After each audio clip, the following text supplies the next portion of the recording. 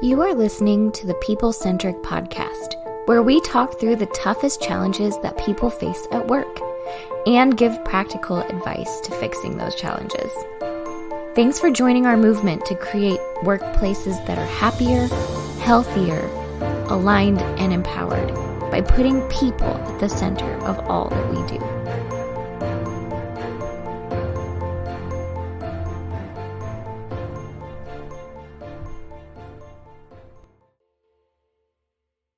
Hey, people-centric leaders, we sometimes follow the industry papers and we look for articles, industry papers. It's called the web. We look at the web and we follow some really good industry leaders like Harvard Business Review, Fortune, Forbes, and they put out some pretty good articles about things that are happening in the world of business, right?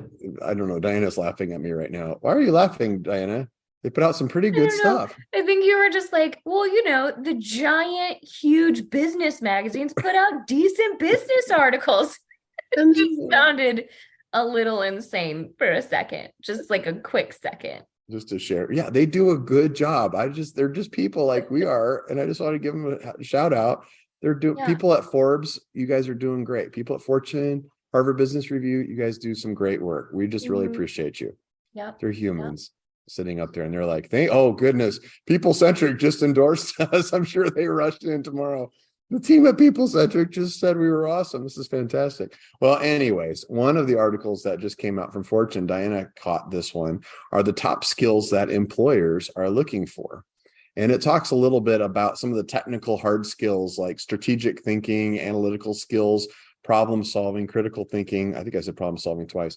Those types of skills is what employers are looking for. And then also the soft skills that they're looking for, which are things like communication, humility, time management, those types of things. Well, we started talking about that as a team, and we had some pretty interesting perspectives. When we hear that managers are looking for more people that are more problem solvers or more critical thinking, again, as consultants, that kind of clicks off some boxes in our heads and we think maybe that's not really what's happening there. So we thought we would dive into this a little bit more, this topic, and just discuss like, what is that? Are those really the skills that we need to learn? Do we have a training problem overall? Do we need to be training more people with these skills? Has our education system completely failed us? Or maybe are there more things happening here that are keeping us from seeing problem solving, critical thinking, communication, humility on the employees that we hire? So with us today is our whole team. We've got everybody here. We've got our own Bethany Taff. Bethany, are you excited about this topic? I know I should have predetermined questions to ask because I always ask, are you excited about this topic? Which is a yes or no question. Yes. Okay. Good insight. Yeah. Do you have a follow-up question? Yeah, the follow-up question. That was great. Great critical thinking and problem solving there, Bethany. Great critical thinking. Are you a good critical thinker, Bethany? I would think so, but you would have to, maybe you should ask the rest of the team. I don't know. I think I am. Okay. All right. We're seeing some nods. I'm seeing some people nodding their heads, except for Stephanie. Oh, Stephanie was the last one to nod her head, so it was a little bit weird. Waiting to watch that one. We got. I nodded. Maybe it was just a camera delay for you. Okay, that's what. Well, I mean, you're also sitting over here next to me, so I can look over. But it's cool. Stephanie, are you excited about this? Stephanie Anderson, are you excited about this one? Yes. Stephanie, okay. So my follow-up question for you is Bethany a critical thinker? She is a critical thinker. Yes, I believe she is. Okay, there you go. Right answer. That's a good answer. All right. We also have Diana Royalty joining us from Tacoma area there. Diana, you brought this topic. Why did you pick this one? Why did you float this one out to the team? What jumped out at you? That's a really good question. I thought you were going to ask me the other question, so I had an answer for that. Never mind. I had a real question for it. No, okay. I'm just kidding. Honestly, I see a lot of business articles every day. Like like the Google News feed, apparently it knows what I do for a living, and that's all that's in there. So the ones that I kind of look through and I'm like, ooh, that'll spark some debate on our team. I throw those in our podcast channel so that we can talk about them later. So I just think about the ones that I think will cause a little bit of a debate, and I put those in there. So you thought this topic of managers wanting hard skills and soft skills was going to create a debate on our team? I did. Yeah. I love it. Okay. Yeah. So some of you listening are like, how is that debatable? Like, of course we need more problem solving and hard skills. You're going to find out, right? And how we're going to find out is we're going to come together as a team and we're going to talk. And our facilitator is going to be the Matt Griswold, who is fresh off the road from Peoria, Illinois. Right, Matt? We got to speak in Peoria, Illinois at the Paradise Hotel and Casino. If you're in Peoria, tell the fine folks at the Paradise Hotel and Casino, Don and Matt said hello, right? We didn't actually go into the casino. We were at the hotel, and they took good care of us. Like, I won't even get into it. Anyway, thank you so much for this. I think Bethany's a critical thinker. I'm surprised she didn't have to take a little time to think about whether or not she was a critical thinker. So I don't know how critically she was actually thinking about that question. It seemed more off the cuff, which is refreshing. I don't know, for Bethany, because she really is a critical thinker. She's a deep thought person. Huh? Thanks, Matt. Yeah, you're welcome. You're welcome. You're welcome. This is, Don, this whole topic of this, how you said, this is going to be debatable. And I like how Diana admits that she just threw like a raw steak into a lion's den, like, watch it go. Like, let's see what happens. And I think, honestly, this is what brings the best content, that we don't always agree on all of these things. As we were hashing out this topic before we hit record, it seemed like Don was a little emotional about it and a little kind of whiny about the whole topic. And I was like, why are we so whiny about this topic? Like, why is this a bad thing? And Don, I'm going to give you an opportunity to be able to say, what, Diana? Go ahead. You were whiny too. You were just whiny in your own way. Like, I was positively whiny. I'm going to paint the picture here. Just a second. Because when it comes down to me, Don and team and Stephanie, I think you were right there, and Bethany hopped on with me there too. It reminds me that like voice fluctuation is important when we're saying these things. Don, we do the communication styles, and we talk about the empathizers. The empathizers there, those people who are, have an affinity for people and relationships. And we say, what are negative words to describe those people? And all the time, the whole room, sometimes they'll say emotional. Like, they'll go, emotional, but it's all in the voice fluctuation, because it's not bad to be emotional about some things. And it struck me that as we were having this conversation, Dawn, about these skills like problem solving, critical thinking, right? Don, can you maybe explain where the comes from on that side? Because it's not about problem solving or critical thinking. Why were you on that side? Maybe frame that out for us. I also want to say that our top empathizer, or one of our top empathizers on the team, also just used the term whiny. So just going to throw that out there. Popular one from the empathizers workshop too. Describe it as whiny. I think you did pick up my voice inflection there of like problem solving and critical thinking, like what's happening there. So, I mean, we started this whole conversation off by saying managers are looking for employees who are good at problem solving and critical thinking, and are looking for soft skills such as communication and humility. In my head, I'm thinking of a person who is hiring us as a company and saying, I have a terrible problem, Don. Our team is awful. They are not good problem solvers. They are not good critical thinkers. They don't communicate well, and they just need to have a little more humility. Trust me, in my head, I am not thinking, oh my gosh, your team must be awful. We must need to go and engage that team and train the heck out of them, or bring in new players to be able to perform this. In my head as a consultant, and this is the truth bomb, I'm thinking we have a big management problem on your team. We have a management problem. And the reason why is that actually people are pretty good problem solvers in general. Not everybody. Some of you are going to think of the examples of some things that you've seen. But what happens more often at work is it's not that people don't have the ability to solve a problem or think critically. It's that they don't have the opportunity to. They're not thinking about, okay, how do I go to solve that? We're telling them what to do and saying, come back to me and give me information next. There's a good book called Multipliers that's about this. And it's the idea that how we manage people can actually impact their IQ. If I go and I tell a worker, if I say, hey, Diana, I need you to go do this, and then come back to me and ask me for more stuff when you're done with that, I can make Diana dumber. Like, Diana is super smart. She's got a lot of critical thinking. She's got her MBA. She is a top executive in the country, one of the top. She made the people-centric top 5 list 10 years in a row. And it's true story. I don't publish the list. That was amazing. I missed that. Good job, Diana. Congratulations. That was really good. It was really good. That's organization wide, right, Don? Organization wide list wow. that we that's in my head that I've never said before or published. But Diana is So she's a gem. She doesn't need an award for it.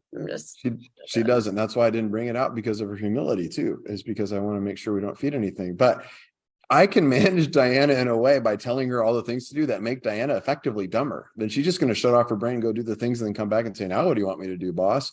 And then we're stuck in that cycle. And that's what the book Multipliers talks about. If I ask good questions and say, how do we solve a problem? Beth and I were just on a phone call with a relatively new client of ours and one of their employees, and they were going to they're trying to solve a problem.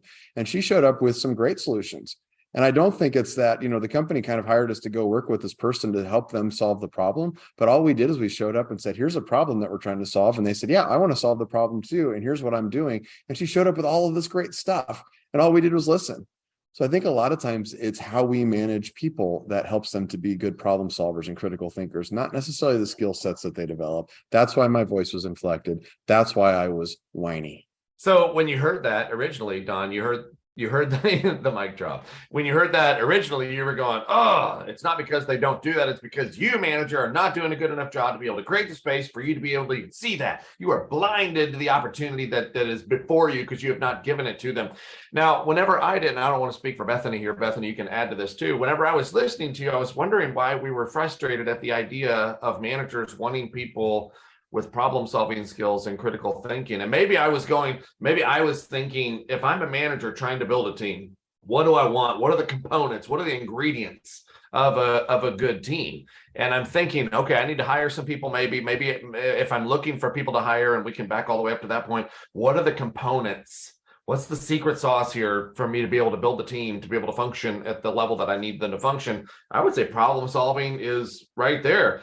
The ability to be able to problem solve, the ability to be able to critical think. There was some soft skill stuff in there too, like to be able to have maybe kind of a positive attitude, show humility. Like those are things that you should be looking for, right, Bethany? Yeah, I mean, that's what I was going to say. And I think maybe we were looking at it from two different perspectives in terms of an existing team and how they're being managed, and somebody who is trying to hire and recruit people for their team. And so, yeah, I was kind of on that side too. That was like, well, yeah, of course you would want people who are problem solvers and critical thinkers and who have humility and who communicate well and all of those things.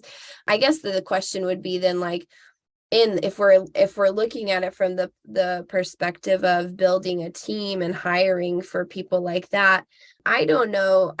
From my experience, because we've been hiring too, I don't think we have a unique set of people that necessarily come in and apply for our jobs or, for our open positions. I think that I've interviewed lots of people that we haven't even, hired, that I would say have a lot of humility, or, we're probably pretty good at problem solving, but I think the difference is understanding, like, what do you mean when you say problem solving or critical thinking? Like, what is the thing that you're actually trying to get to? Because people can be pretty good at problem solving and critical thinking, but what's behind that you need them to accomplish to be able to be really good at that job?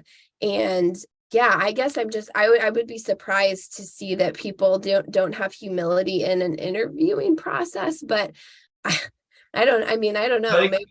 Maybe I'm interviewing different people. No, I think you're on the right track. Like, they're trying to put their best foot forward. And Stephanie, I'm happy to hear your thoughts on this as well. But I was kind of on the same school of thought of Bethany, going, if I'm trying to build a team, yeah, I would love all of those components. Don was kind of further down the road. I already have that team, and I don't think anybody has it. Maybe the manager kind of failed, and we can walk through that too. But let's start from maybe the hiring process. Bethany kind of started to go there just a little bit. Like, it's hard not to see humility in the interviewing process because there's a lot of things they don't know. But how do I help set my team up for success and this individual up for success during the hiring process if I am trying to see things like critical thinking and problem solving skills and things like that? Do we have any advice or tips or things like that from the hiring process? How do I effectively set them and our team up for success by maybe challenging them in the right ways during the interview process too, in the hiring process? Diana? So I have a couple of tips on this. I think from the hiring manager's perspective, you need to think about the traits that you want for that person. So you want critical thinking. So then you have to ask questions that pertain to critical thinking. I see so many people who are like, tell me what your are you wine or coffee? Do you like wine or coffee? What's your favorite animal? Like, not, are you a lion or a lamb? None of those things are good questions. Those are like really awful questions, and they don't get to the heart of anything that you're looking for. And then as as the person interviewing, you want to tell stories that relate to those things. So you want to be able to show that you can do that. Don't just give yes or no. Don't just say things like, oh yeah, of course I can think critically, right? Show me how you can do that and a time when you have done that, and be specific. Think through those scenarios before you go into the interview, so you don't have to be like, let me think. In my last job, and then say an example that isn't really great or doesn't showcase the best. And don't ask the questions of like, are you a critical thinker? Right. Judgy. You guys are getting judgy. How, on a scale of 1 to 10, how good of a problem solver are you? Like, that's a really bad question. But like something that I do, to your point, Diana, is and sometimes I think it maybe makes people uncomfortable, but I think it's helpful, is like, I really ask a lot of questions about like their previous job or the job that they're currently in, that they might be interviewing, and wanting to potentially leave. Like, I ask them a lot of really specific questions about that position that they were in or are in, to get a good understanding of how they critically think, or how do they manage difficult conversations, or things like that, to really, because they're in it right now. It's something that they don't have to like come up with a fake scenario of like, oh, I already thought about this whole example, like you said, Diana.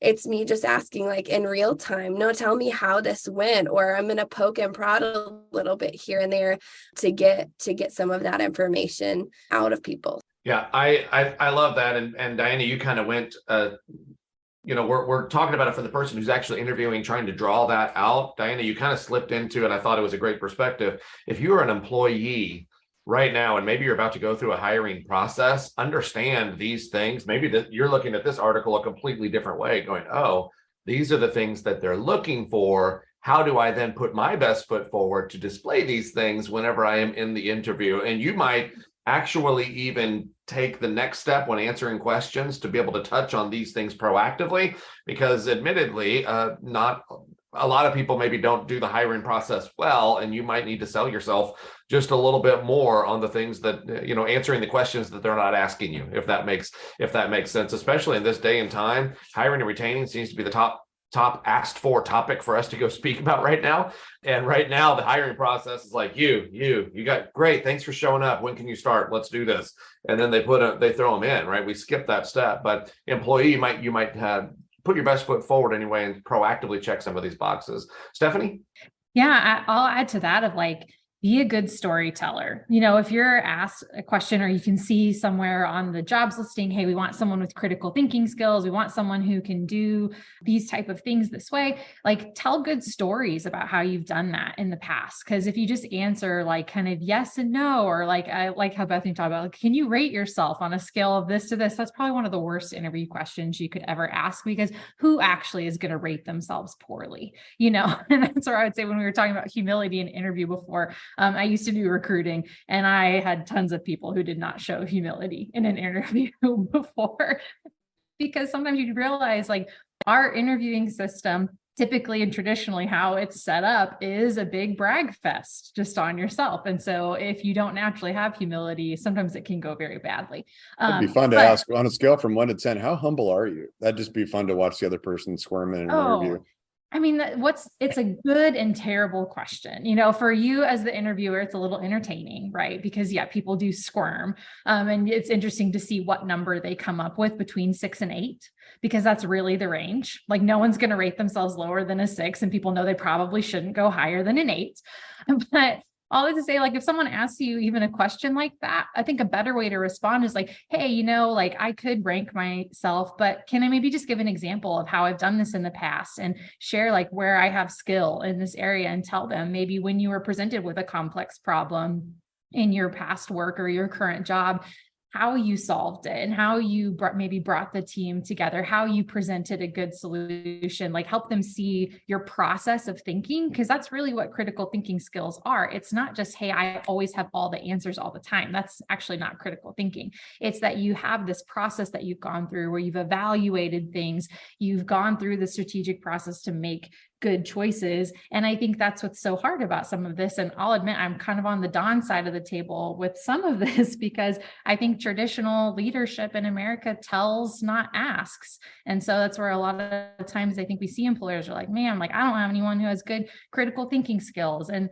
sure, maybe we can all think of somebody we worked with once who really wasn't super strong in that area. But for the most part, I think people have this. We just don't give them the opportunity to express it very well. And we just tell them everything. We have the answer for everything for them. We never give them the opportunity to actually problem solve on their own. So like Dawn said, they actually become worse and worse at it over time. And then they become codependent on you as their manager to kind of solve every problem for them. So there's my soapbox on this topic. I think I think that's good, Stephanie. And you know, to the point that you guys are making too, I think even in the interviewing process for the person who's in, you know, the candidate who's trying to get the job, right? I think a question for you need to be prepared with questions to ask that manager, the person that's hiring to be able to say, like, if they're asking you about your communication, ask them about how they communicate, or how the systems and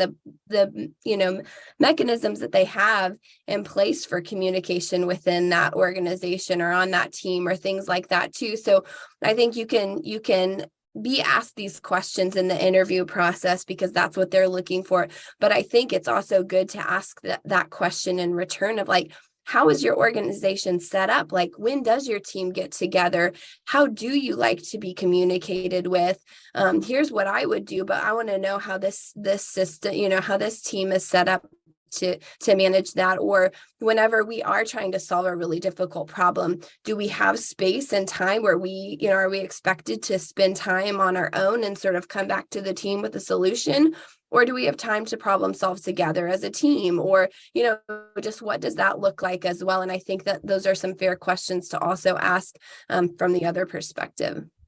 I love that. And I think, you know, when I've done interviews in the past, if someone has no questions at the end, I'm like, oh, really? Because something that I know a lot of people look for, that I don't know if it made this list, but it's like that emotional intelligence and that self-awareness of, like, Bethany, all those questions that you just asked show that you know how you like to work, how you work best. And so you're asking questions to try to figure out, like, okay, does like the workflow of this team or this company actually match how I enjoy working, or how I work the best and how I do my best work? So I think the more questions like that you can ask, can give you a really good idea on if it's a good fit for you. And then as the employer too, like, watch for those questions and think about, like, could you proactively ask some of those questions to see how someone responds? Part of me also thought about the perspective of, these are the things managers are asking for. Does that mean that as employees, we're not showing it enough? And how, as an employee, can we show it? Like, that's my question to you guys. How can we show it better to our leaders that we are good critical thinkers, that we do have problem solving skills, that we can communicate? Like, are there ways that we can show that to the leaders? Are they looking for it in us? Like, what's happening? I don't think we can. I think the employees have to know if they're missing something too. So it's like, there's also got to be that internal communication of, like, are the managers even, like, telling their employees that they're like, I don't feel like we're problem solving, like, I feel like our team is lacking humility. Like, do they have that communication in the first place to even know that that's something that their boss is concerned about? Yeah, I mean, I think that, I guess my advice on this one would be, if you're an employee, is to take a beat before you bring a problem up to management. Take a minute and think about that problem. And maybe not, there's the old adage, and it's kind of true, is don't bring problems, bring solutions, right? I bristle a little bit at that, because I don't think that's always true. I think sometimes you have to bring a problem up and give everybody an opportunity to engage in that problem and engage in the solution. But there are times when it's just a moment of, like, you just have to think to try to solve your own problem. If there's something that you're dealing with, I think about like a common one is, IT problems, right? You're sitting in your office and you're struggling with something on your computer and something doesn't work the way you think it does. There's a temptation to just say, okay, well, I'm going to call IT, or I'm going to turn this in or bring this to a manager or something like that. When you know that 98% of the time, the IT team is going to tell you the same thing. If you just pause and think about it, they're going to tell you to shut down your computer, restart it, and see if it works. Right. So just take a second, like to take a beat and think, okay, well, have I tried the things I need to do to solve my own problems? Have I gone down the road a little ways to be able to fix those things? I think that's the advice I would have. But I would again say, go back to what Stephanie said earlier when she took my correct side on all of this stuff. There's not really one correct side, but is the idea that if we manage our people to say, you need to tell me as soon as a problem arises so that I can solve that. And if you don't tell me that fast enough, then what you're doing is you're telling the employee, you're almost training them not to critically think, not to take some time. If you could encourage them by asking questions like, okay, that sounds like it's a big problem. What things do you suggest we attack? What have you done to try to solve that problem already? Then you kind of awaken that within people. When we do leadership development, one of the things that I think is unique about some of the things that we do when we offer that for companies is that we want them to bring real problems into the fold. We want them to talk about real stuff. Because if we're just talking theoretical, it doesn't help them develop their skills on things. You have to get good at it by practicing it. And then, as Diana said before, if you're looking for it, then you're asking people for examples of when they've practiced it. You want to hear stories of, here's what happened. This problem arose. And so I thought about it, and then I engaged these people, and then we worked together to solve it. And that's how we did it. I think as an employee, if you're looking to share that more, I think the most common mistake is to jump in and just share the problems and not try to think of solutions yourself. What a chicken or the egg conversation, right? Like, is it up to the employee to create that to happen, or is it up to the manager to create space for the employee to be able to have that? Because I can just imagine there's a lot of employees right now. Maybe you're driving to work, listening to the podcast going, my manager would never want that. Like, I know my role, I know my spot. Like, my manager is never open to that. And there's probably several employees working in situations right now where you do not feel like you do have a seat at the table to be able to try to critically think and problem solve and things like that. So in that case, yes, shame on you, manager, because the managers are the first ones calling, going, yeah, my people don't care. They're burned out. They're stressed. They read it like that instead of looking at themselves going, dang, what opportunities have I not given them to be able to even have them potentially display this as a skill or not? The reality is you probably don't even know because you haven't maybe set them up for success in that area. Yeah, I agree, Matt. I think I like the chicken and the egg thing because is it do you bring your employees up, or do they bring themselves up and show them? And those two things really do happen at the same time. That's why we talk about empowered and aligned working together. I think another piece is that aligned piece is that you're Don, your mic cut out weirdly. You said you maybe, and then we lost you completely. I was on pins and needles here. I know. Needles. Is this better now? Are we better now? Yes. Yeah. Yes. Okay. It was going to be good. Okay. It was really going to be good. Well, it could be that some people are driving to work thinking, okay, I want to solve critical problems. I bring those things up to my boss, but they don't listen to me. Well, it might be, are you solving critical problems in your area? Are you applying thinking within your scope of influence, right? We've had employees that come up and say, strategically, our company's heading the entire wrong direction and we should fire the CEO. I am a critical thinker. They don't listen to me. Well, of course they don't listen to you. You're outside your sphere there of influence. So a piece of advice I would give for employees is to solve problems within your area, like demonstrate your ability to do that and focus that. If you start to try to push those solutions out to other people, then there's a leadership lesson in that, by the way, for yourself on trying to influence other people. But I think it also tends to shut down managers of saying, well, I don't, just stay in your lane, fix your own problems. I really like that point, and something that's really relevant, because I think it's not that, I don't think it's always that people are not good problem solvers. Some people already have the solution to all of the problems, and they just don't know how to influence people, and they don't know how to bring this to the table and have the right conversations to get those ideas heard. And so I love that point, Don. I'm going to throw something else out there and people can disagree with me, but I think some of this, like problem solving and how do you show maybe your leader, your manager, that you're a good problem solver, is to kind of be like an anti-perfectionist a little bit. I think there is this urge for some of us, and maybe I'm talking about myself, to like come to the table and it's like you are giving them a gift of like, hey, you didn't even know there was a problem, but I did. And I figured it all out. And here it is. It's done. It's perfect. And I think sometimes why that doesn't still show you had critical thinking skills, because then you didn't show your work, and people couldn't see the process that you went through. And then I think if you're in a really large company, then sometimes what happens is that no one thinks you're a critical thinker. They're just like, oh, well, that department just runs really smoothly. And they have no idea what you actually do, the skills that you're bringing to the table, the work that you're actually doing to solve problems, to lead the team well, to help the company run. So I think there is a piece of this too, of like, if you are a perfectionist, resist the urge just to fix it all without bringing anybody else in. And it's not to say that we're just going to like air everything all the time and not be solutions based, but like bring the problem to the group, bring the problem to the table, let them solve alongside you. And if you have those great skills, then like help the team see that, help your manager see you have these great skills, because you're having a conversation about it versus just like, I just fixed it and no one ever even knew it was broken. And so again, someone can disagree with me on that thought, but that was just something that was running through my head as someone who is a perfectionist and struggles with some of that thought, is like, if you don't ever bring anybody along in the process, then they'll never really know that you have that skill, because no one ever sees it. No, I think that's what we're talking about, right? The managers aren't doing a good job of being able to release some of the reins there to let your horses run a little bit. I don't know how far I was going to follow that line of thought there, but you're not creating the space. We just have a few minutes left, and we've been on this technical side the whole time. But Diana, there was a whole other side of the article, and we don't have time for the whole other side of the article right now, but there's a whole other side of like positivity and humility, right? Yeah, like the quote unquote soft skills, communication. Yeah, the things that we also need. I know we've been spending time on the technical side of this, and maybe, I would just throw this out there. I think organizations typically spend most of their time on the technical side of things. They spend most of the time teaching the technical side of the job and how they need to function in that role.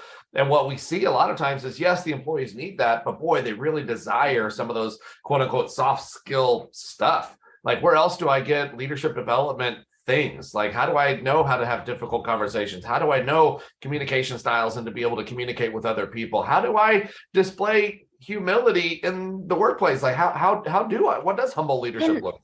And how do I know which soft skills I'm not displaying or I don't have? Like, how do I know what I don't know? Like, that seems crazy. We speak a lot of different association level for a lot of different types of associations, but healthcare is a big niche of ours. And we go to these healthcare associations, and some associations are more onto this line of thought, the school of thought, than others. But it's amazing to me when you get the agenda, and we've come a long way, I think. And I think people centric, I'm just going to brag on us a little bit. I think we have really kind of bulldozed the way a little bit, saying your people desire the stuff. Like, we're bringing the content to these different association events and conferences that they are asking for. We're not teaching medical people how to be better coders or billers or providers or things like that. We are teaching the stuff that there is a gap in their learning at the organization that they're coming with. Like, you see the agendas, and it is heavy, heavy, heavy on technical stuff. But then there'll be like, I got an agenda the other day for a conference that's coming in March. We're not in it. I'm trying to get there in the fall, but the agenda for this one is heavy, heavy, heavy. Breakout sessions, keynotes, everything is on technical side. And then there's one Lone Ranger speaker, and I'd say their name, but I can't remember their name right now. But it's like, be a great leader. For like an hour and a half of this 3-day conference, they have something in leadership development surrounded by all of the technical skill set too. And what we see a lot of times that after these are over, the post-survey results is these people that are going to the conferences, there's always a question that says, what would you like to see next time? And it's never more technical stuff. It's never more technical stuff. It's always more anything leadership development stuff that you can give me. That's what I'm after. And I think that's the side that we're always on as well. You guys do a great job technically training, for the most part, your people, right? The gap in helping them be as successful as they can in that role comes from that other side of stuff. Let's quote unquote soft stuff there. How do I manage being an effective human in this role at the same time? Yeah. And I think a lot of what we do and a lot of this podcast is a lot of the softer skills. It's how do I use communication to further development? How do I make sure that I am being a humble leader? How do I have difficult conversations with people that aren't like me? How do I embrace people who are not like me? So all of these, I don't know, we have over 100 podcasts now, and I think most of those could be said that they are on the soft skills, and we still haven't even scratched the surface. That's right. Yeah. And the feedback that we continually hear as we're out and about in the country is we want more of that. We want more of that, because I think that's what helps you be the best version of yourself that you can be. It's not necessarily that you follow the process or the checklist.